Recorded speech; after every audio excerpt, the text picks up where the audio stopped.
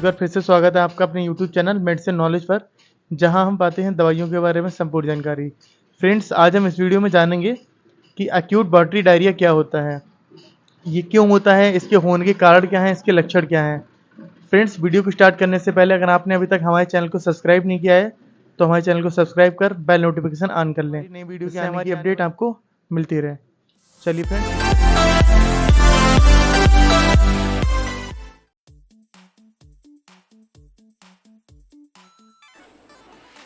Hello friends, तो इस video में हम जानेंगे एक्यूट वाटरी डायरिया के बारे में। ये क्या होता है, इसके लक्षण क्या होते हैं तथा इसके उपचार क्या होते हैं। तो फ्रेंड्स, डायरिया को हम आम भाषा में दस्त भी कहते हैं। यह एक पाचन संबंधी विकार होता है। इसमें व्यक्ति को बहुत ज़्यादा पतले दस्त आने लगते हैं।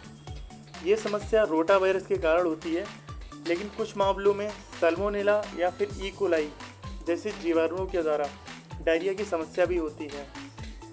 कई बार कुछ विशेष प्रकार की एंटीबायोटिक्स का सेवन करने से हमें हार्मोनल विकार या आंतों में सूजन आ जाती है, जिससे भी हमें डायरिया की समस्या होना चालू हो जाती है।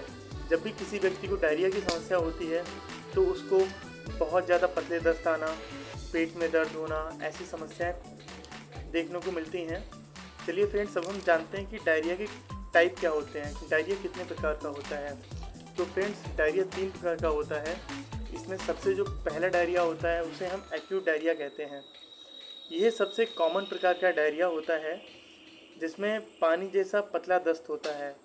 शरीर में पर्याप्त मात्रा में तरल पदार्थ जाने पर यह समस्या अपने आप ही कम हो जाती है।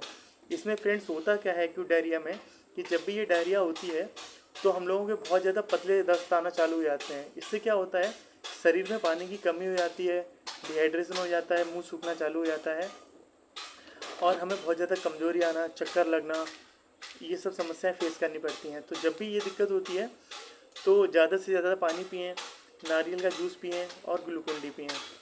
अब इसी का सेकेंड टाइप आता है पेरिस्टेट डायरिया। इस प्रकार का डायरिया लगभग 2 से 4 सप्ताह तक रहता है। इस स्थिति में कम से कम दिन में 3 से 4 बार बहुत ज़्यादा पतले दस्त आना चालू हो जाते हैं। इसमें थोड़ी सी पेशेंट को समस्या ज़्यादा होती है, क्योंकि पेशेंट को बहुत ज़्यादा लेटरिन आने की वजह से बहुत ज़्यादा कमजोरियाँ, इस टाइप के लक्षण दिखाई पड़ते हैं तथा कई बार मरीज को चक्कर आना, उल्टी आना या बेहोशी भी हो सकती है। अब फ्रेंड्स, बात करते हैं तीसरे टाइप की, क्रोनिक डायरिया। इस प्रकार का डायरिया 4 सप्ताह से लेकर अधिक समय तक रहता है। ये डायरिया जब भी किसी व्यक्ति को होता है तो उस व्यक्ति को परेशानियों का सामना बहुत ज़्यादा करना पड़ता है। चलिए फ्रेंड्स, अब हम जानते हैं कि ये डायरिया होता किस वजह से है, इसके होने के कारण क्या हैं और इसकी रोकथाम कैसे कर सकते हैं। तो फ्रेंड्स, डायरिया होने के कई कारण हो सकते हैं। सबसे पहला इसमें जो कारण होता है फ्रेंड्स, वो होता है कि इन्फेक्शन होना। जब भी हम किसी भी प्रकार का दूषित खाना या फिर कोई भी मैदा की चीज़ या फिर कोई भी बाहर का ऐसा पदार्थ खा लेते हैं जो दूषित होता है, तो हमारे पेट में इन्फेक्शन हो जाता है। उस वजह से ये डायरिया की शिकायत होती है। खान पान में सावधानी ना बरतना, कुछ भी उल्टा सीधा खा लेना, उस वजह से कई बार किसी दवाई का साइड इफ़ेक्ट हो जाता है, उस वजह से भी डायरिया की शिकायत हो जाती है। कुछ लोग होते हैं जिनको कुछ चीज़ें हैं जो खाने में एलर्जी पैदा करती है, मीट मैदे की चीज़ें हैं उन्हें पसंद नहीं होती हैं, या ज़्यादा ऑयली खाने से उनको दिक्कत होना चालू हो जाता है।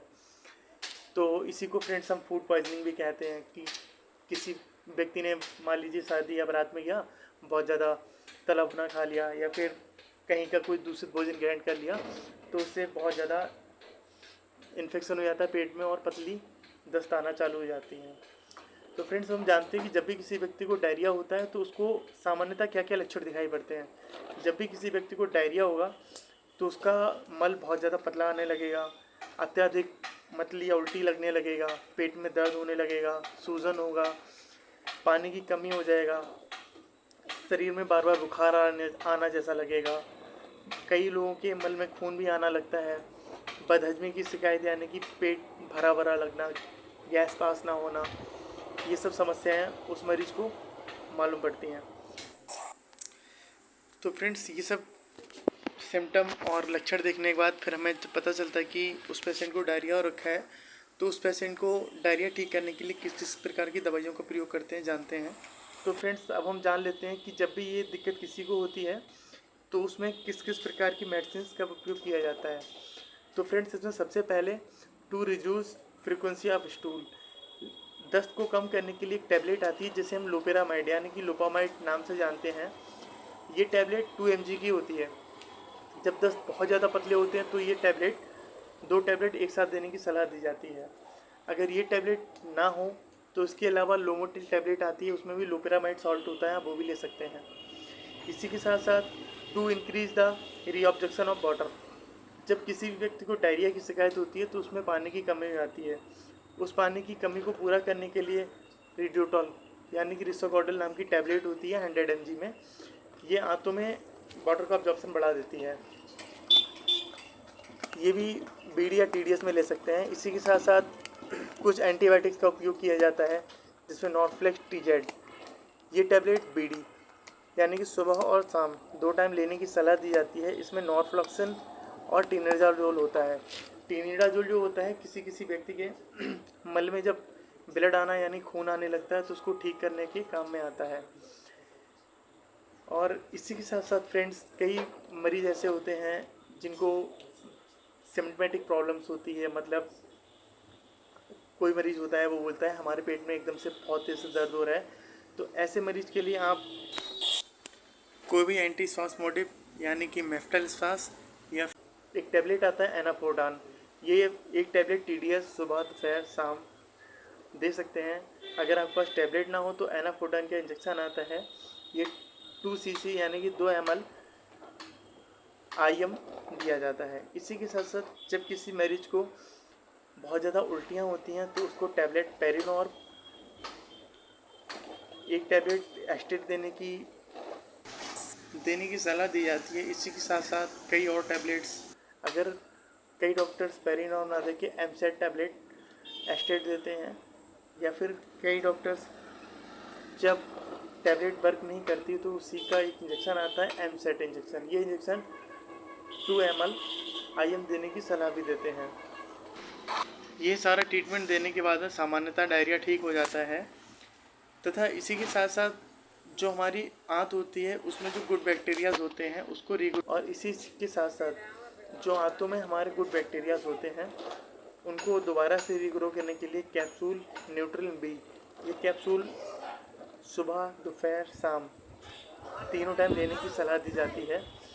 इसी के साथ साथ फ्रेंड्स अगर किसी व्यक्ति को बहुत ज़्यादा डिहाइड्रेशन हो गया है और उसका बीपी बहुत ज़्यादा डाउन हो गया है